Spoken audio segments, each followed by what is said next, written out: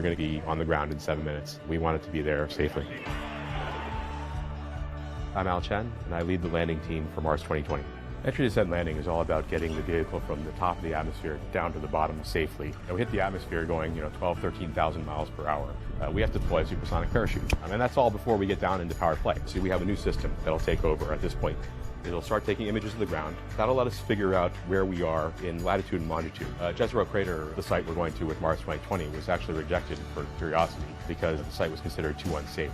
And really, the terrain was way too rough. But now we have the ability to land at these places that we never really could go to before. The Jezero Crater site, if you look at it from space, is pretty obviously a delta. We think that Mars was habitable about 4 billion years ago. So the question is not just where was that life, but also where could it be preserved for 4 more billion years for us to find it later. I worked on Curiosity for 10 years, so this is a very familiar feeling. I think I was too young the first time to really realize what was at stake. Seeing G's on the order of 11 to 12 Earth G's. We are in powered flight. I've been on the other side of this too. My wife is front and center on Insight. This is actually the same seat that my wife was sitting in for the Insight landing. The same seat that I was in actually back in 2012 for the Curiosity landing as well. Coming up on entry. A lot of history for us in this room. Touchdown confirmed. We're safe. We might be uniquely positioned as two folks who are married to each other to know what it's like to land things on Mars.